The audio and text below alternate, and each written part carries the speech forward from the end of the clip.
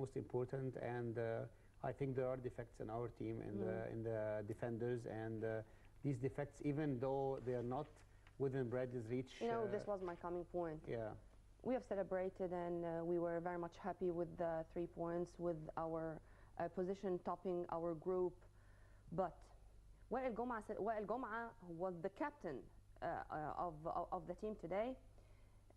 Mahmoud Fathallah and Ahmed Hijazi. Ahmed Hijazi, I don't think that I can blame him that much because he's just coming from a horrible knee injury, and he's still that young.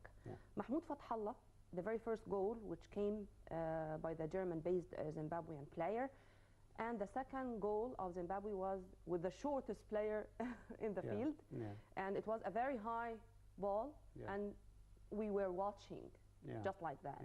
So with those three, the back line, this is a defect, or it's bad luck, or it's a bad choice from Bradley, or it's all of these points together? Well, actually, I think, like you said at the end, it's all of these choices together. The problem is the main defenders in the Egyptian football right now are not in their peak. Wael Gom'a, believe it or not, he's 37. 37, yes. Yeah, and he is not the same Wael Gom'a maybe 2 years ago. He's less fit, and this is usual and this is normal. Yeah. Not all the 38, 37 are Barakat or Ahmed Hassan. Exactly. And Fathallah has been down since maybe a year now.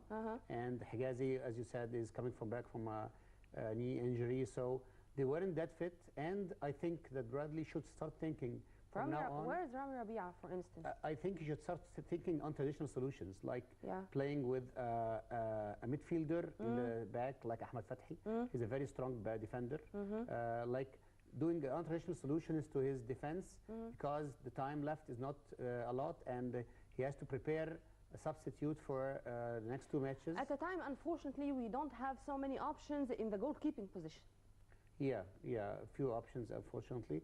But I think Sharif Ikrami with Abdulwahid Said recovering will be good for it if we have a strong defending line. This is important because we don't have a strong defending line. As you mentioned, Abdulwahid Said had a fracture in his 10th rib, and unfortunately he was not able to participate. And there was a story behind Elhani Slimane, the goalkeeper of the Greens of Al Ittihad of Alexandria.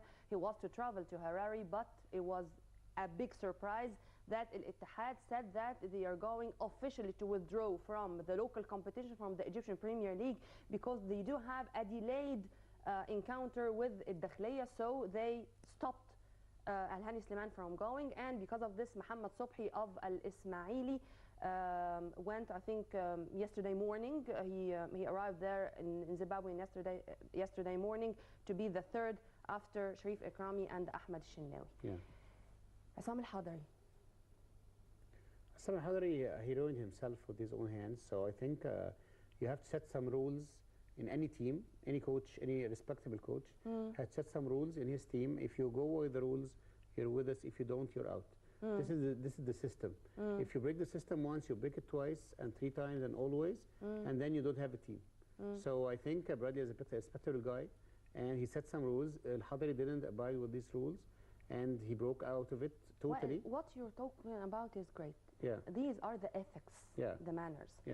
But there are others, I may here represent the other side of the coin, who would say that forget all about that and forget only and just focus on the coming encounters, because this is not a local competition. You are talking about the very first time that we are going to go to the World Cup after 23 years.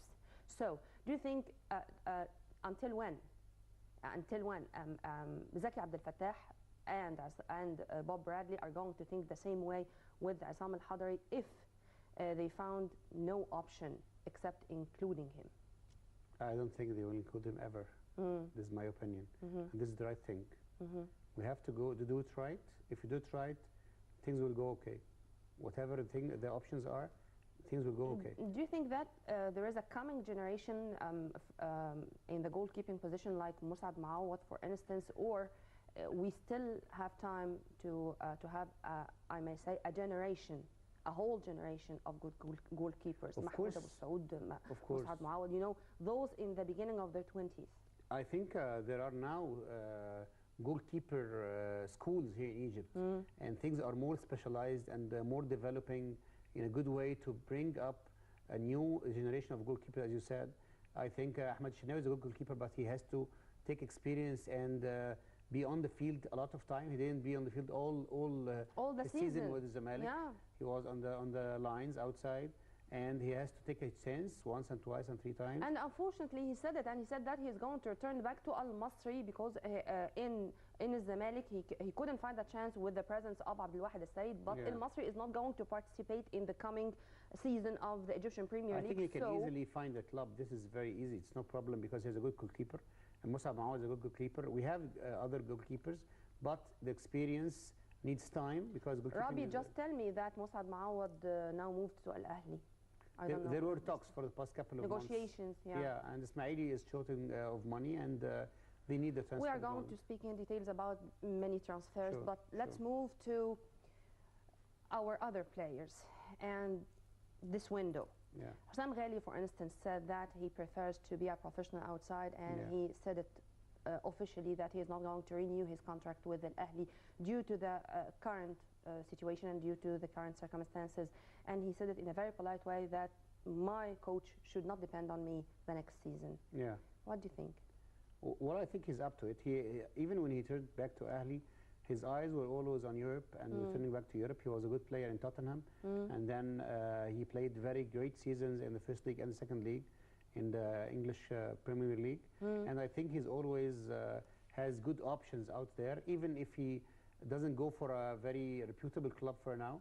I think Hull City will be fine with him. Don't you think that the very good and successful season of the Egyptian professionals outside, which encouraged Hussam Ghali and others to think about going abroad, we do have now Mohamed Salah, Al-Muhammadi, Al-Ninni, Mohamed Al-Ninni, Adam Al-Abd, Ali Ghazal, so many, and they're all proving themselves in their own, of course, Mohamed Nagi Geddu, but we all wish him a very speedy, swift recovery after the very big surgery he had, which took him out of the fields for 4 months now.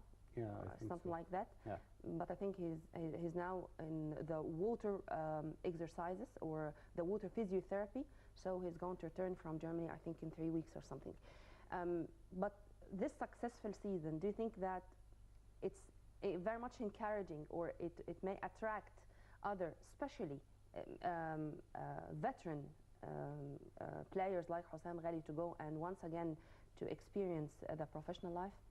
Well, Hussam Ghali is a good player and he has a good agent. And when you have like a low-priced player like Hussam Ghali, because he has only 1 season left in his contract with Al Ahli, so he won't be that more expensive to buy his contract from abroad. So he's a good target, of course, especially if there are good relationships with such clubs like Liers in Belgium or like Hull City or any other club that has a player like what happened with Neni and Mohamed Salah. This will be a very facilitating catalyst to moving Hussam Ghali abroad and hopefully succeeding over there, inshallah. Let's move to the local two, Al Ahli and Al Zamalek, and the battle of every season with the window transfer. For instance, Sabri Rahil, who first said that I'm not going to renew my contract with Zamalek except after having 770,000 in cash. And they discovered after that that he has taken more than 350 as a part of his contract with Al Ahli. Cissé in Zamalek is now threatening to just break his contract. And there are negotiations with many others. Who is going to benefit from that, the players or the teams? Well, let me tell you that most of the rumors are out there by the players themselves. Players, especially in Zamalek, because there is always financial problems. There is always a problem with renewing contracts and old fees that they didn't get paid and so on. They start spreading out rumors that Ahli is talking to him, Ahli wants to sign them. Sabri Rahil is not a rumor anymore. Sabri Rahil, it's okay, it's confirmed. But there is Ahmed Khairi of Al-Ismaili, Shawqi Saeed of Al-Gouna, Mohammed Kouni of Tala'i Al-Geish. There are names which is appearing from here to there. But which is strange for me, and I want to ask you about that. No Africans. No, I mean no black Africans. No professionals from, as usual, Congo, Guinea. You know, the countries which I think that part of their income, part of their economy, it's the industry of selling the players. Yeah. Well, let me tell you, the market here in Egypt, yeah, the past couple of years is like, exactly, if you don't go to Ahli, you start looking for somewhere else. This is the target of any player. Not that Ahli is winning and everything. No, this is not the target. Ahli is a stable financially. Yes, that's it. That's all. Yeah. Even if you don't play, you get your money. So this is what the players look for. As for African players, Ahli has a Congolian player. He has been there for the past 3 days practicing with the team, but didn't take a decision yet. And in my opinion, good free African players are playing abroad.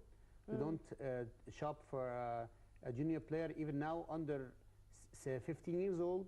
They travel abroad with cheap prices and they look to play in France. Well, or this is Germany. good or bad? I mean, this is to give the chance for the Egyptian players to show and to prove their talent, or this is to make us lacking something. I mean, the flavor of having a professional here or there, 2 or 3, it's something which adds to the squad, to the lineup. Of course it adds.